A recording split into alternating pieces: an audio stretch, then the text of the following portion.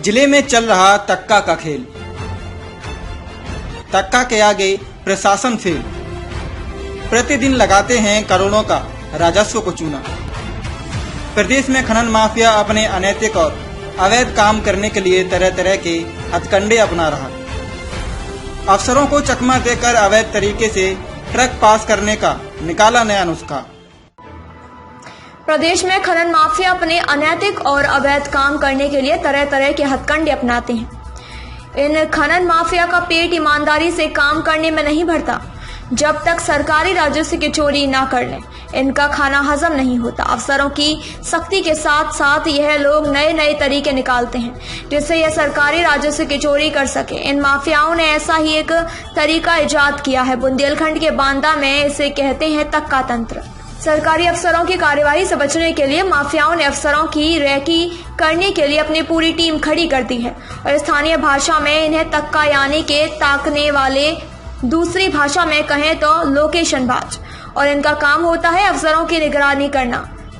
घर से निकलने से लेकर अफसर का मूवमेंट किस किस दिशा में, किन किन सड़कों में है, यह सारी जानकारी एक व्हाट्सएप ग्रुप के माध्यम से तमाम अनैतिक और अवैध काम में लिप्त लोगों तक पहुंचाना, जिससे अवैध रूप से खनिज ट्रांसपोर्ट कर रही गाड़ियों को अधिकारियों की नजर से बचाकर निकाला जा सके। लोकेशन बाजों का यह तंत्र प्रदेश के कई जिलों में फैला हुआ है। यह तक्का तंत्र उन सभी जिलों में काम करता है जहां से इन ट्रकों को गुजरना होता है और यह तक्का तंत्र व्हाट्सएप ग्रुपों के माध्यम से रूट पर अफसरों की गतिविधियों पर नजर रखते हैं और सूचना तमाम ग्रुपों में शेयर करते हैं। अरे पिंटू भैया, लोकेशन बता दो ने, मटका होटल से नौबस्ता तक की कोई निकरो है कि नहीं निकरो है? नहीं मान सिंह सही है, नाप में कटने लगे टोकन।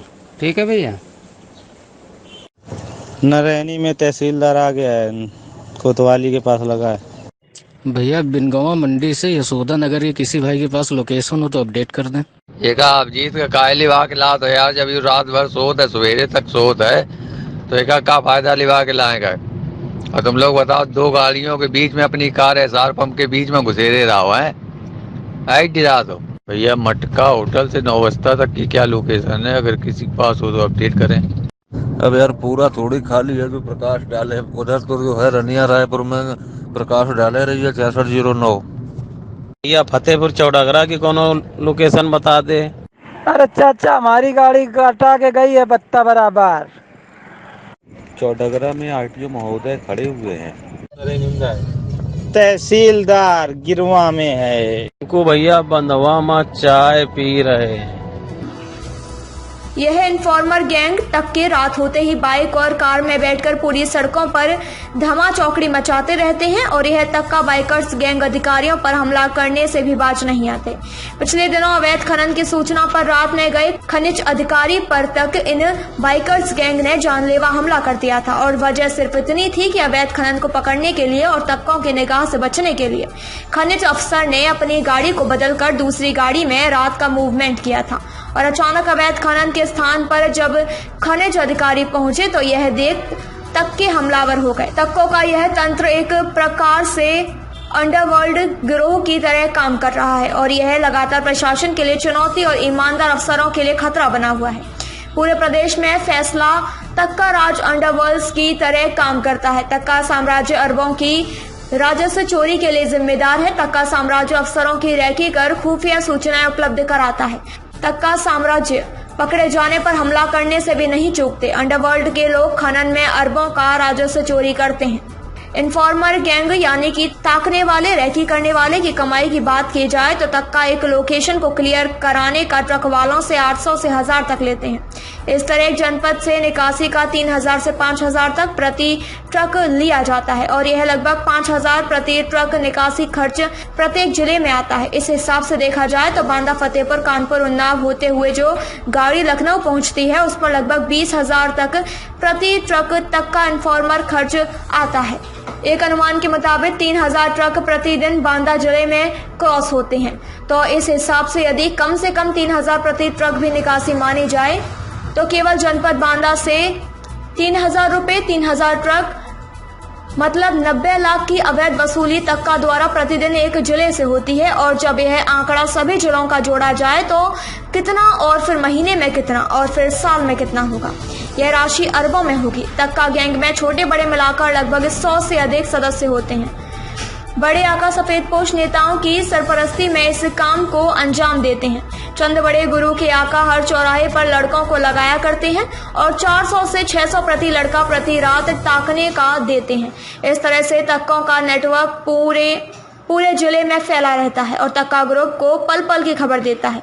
और इस प्रकार तक्का ग्रुप अफसरों की आंखों में धूल झोंक कर अवैध रूप से खनिज को प्रभावित कर रहे ट्रकों को जिले की सीमा से बाहर निकाल देते हैं। इन तक्कों का नेटवर्क इतना तेज होता है कि यह अक्सर अफसरों पर हावी होते हैं।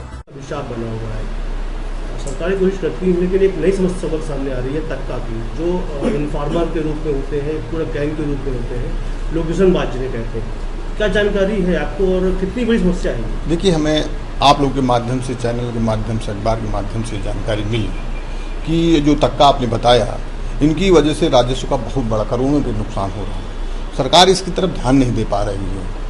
प्रशासन प्रयास करता है, लेकिन वो तक्केबाज इतने शर्तिया होते हैं, उनका काम ही यही है। और इनको गाड़ी निकलाना, ओवरलोड गाड़ी को निकलाना, ये कहीं ना कहीं राजस्व का बहुत बड़ी हानि है, चोरी है। इस पर रोक लगनी चाहिए। और मैं तो यही कहता हूं कि कहीं ना कहीं इस पर सत्ताधारियों का भी इन्वॉल्व है। अन्यथा ऐसा नहीं है कि प्रशासन चाहे तो ये बंद, जितनी चोरी वोरी हो रही है बंद किया जाए, ओवरलोड बंद हो जाए। कितनी बड़ी समस्या है ये बहुत बड़ी समस्या, करोड़ों का राजस्व की हानि है प्रदेश में। और जहाँ खनन निकलता है, आप देखते हैं, आप सबसे ज़्यादा बांदा, हमीरपुर, महोबा, ये ऐसे ज़िले हैं कि ये सिर्फ खनन पर ही आधारित है यहाँ पर, और इससे सरकार को बहुत बड़ी आय होती है।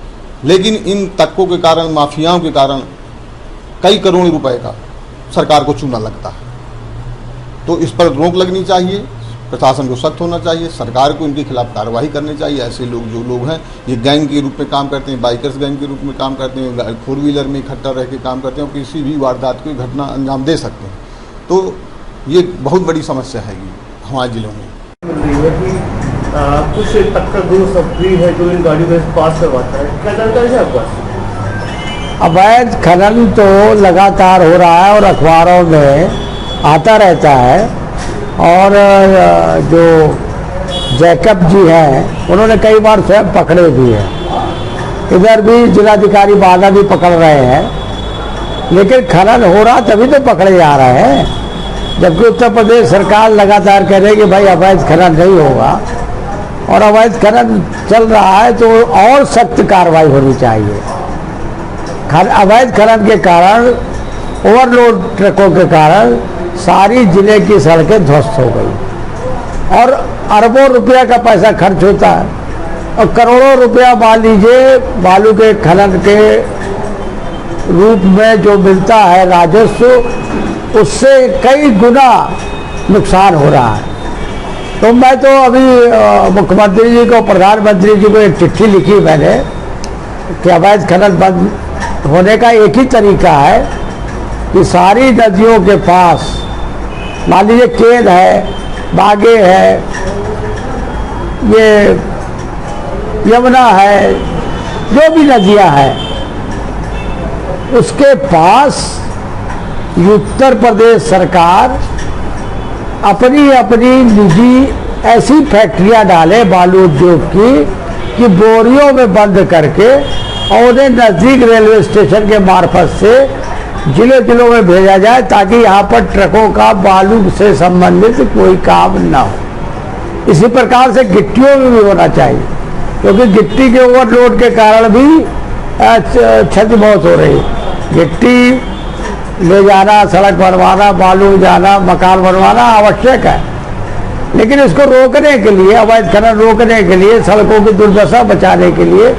लोग बाग गड्ढे में फंस के मर भी जाते हैं। इन सब को रोकने के लिए मैंने प्रधानमंत्री जी को और मुख्यमंत्री जी को चिट्ठी लिखी है कि नदी के पास जो उद्योग लगावे और प्लांट लगाकर बोरियों के माध्यम से, जैसे सीमेंट की बोरी निकलती है वैसे बारू की बोरी निकले, और वहाँ पर लोग तक्का बड़ी समस्या सामने आ रही है।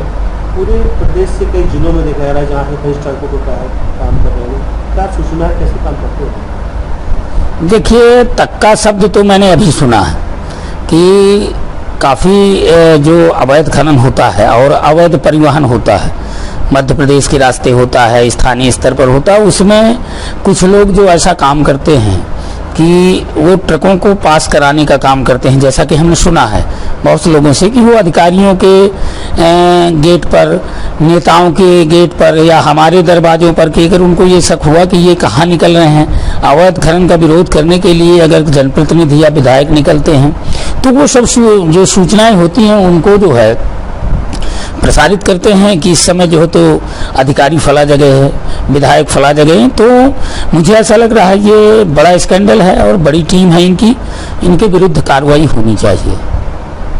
व्हाट्सएप ग्रुप की सूचना मिलती रहती है और जो है कई जिलों से ट्रक पास होते हैं, तो देखा जाए तो लगभग कितने ट्रक पास होते हैं और कुछ पैसे से बात भी होती है, पैसा देते हैं, क्या जानकारी है? देखिए, ये तो मैंने नहीं देखा ना सुना कि क्या पैसा लगता है, क्या लेते हैं, लेकिन जैसे आम चर्चा में आता है कि 1000 रुपये गाड़ी यहाँ एक जनपद की निकासी, जैसे लोग चर्चा करते हैं, तो अगर इस दृष्टिकोण से देखा जाए तो मुझे तो लग रहा है करोड़ों का व्यापार होता होगा। क्योंकि मध्य प्रदेश के रास्ते से जितनी भी गाड़ियाँ आती हैं, हमारे नरैनी से भी आती है, हम लोग बहुत प्रतिरोध करते हैं, लेकिन कुछ हमारे पत्रकार बंधु आरोप झूठा लगाने लगते हैं कि जनप्रतिनिधि अपने लिए कर रहे हैं। तो हम लोगों ने भी यह सीधे विरोध करना बंद करके अधिकारियों को सूचना करते हैं, लेकिन अधिकारी जाते भी हैं, क्योंकि हमारी योगी सरकार बहुत स्ट्रिक्ट है इस मामले में और हमारे अधिकारी भी मतलब पूरी ये कहिए जिम्मेदारी से यह काम करते हैं और जाते हैं, लेकिन उनकी लोकेशन इतना सटीक होती है कि वो धरातल पर जाकर या स्थानीय स्तर पर कार्रवाई नहीं कर पाते हैं, वो इन्हीं के कारण।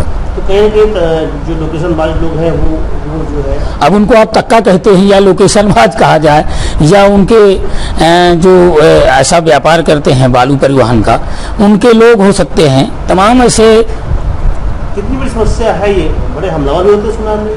हाँ, मैंने भी सुना है कि अभी कुछ दिनों पहले बांदा में ये जो कहीं गेवड़ी घाट है, यहाँ से लोग गेवड़ी बाबा शहर से लगा हुआ स्थान है और वहाँ अवैध खनन, अवैध परिवहन कई महीने तक बड़े पैमाने पर हुआ। उसमें मुझे अजीब सा लगा कि वहाँ के तक्का या जो लोग वहाँ का संचालन कर रहे थे कितने मजबूत और कितने वो हैं कि हमारे अधिकारियों की आंखों में धूल झोंकते हुए, चूंकि अधिकारी तो सतर्क है। तुम्हारा विनीत, ये गाड़ियाँ कैसे खड़ी हैं? गाड़ियाँ मुझे खड़ी हैं। कैसे, क्यों खड़ी की हैं यहाँ? एक मेरे को मालूम है, कैसे खड़ी भाई, अब लोकेशन नहीं तो खड़ी है। अच्छा, लोकेशन नहीं है इसलिए खड़ी है, लोकेशन होती तो निकल जाती। लोकेशन होती है। कौन से ट्रांसपोर्ट की गाड़ी है ये? Pandey road lines. कहाँ जा रही है यहाँ से? ये बहराइच। लोकेशन कौन देता है तुम लोगों को? आरटीओ देता है। आरटीओ देता है, यहाँ के अधिकारी और आरटीओ लोकेशन देते हैं तुम लोगों को। तुम कहाँ के रहने वाले हो?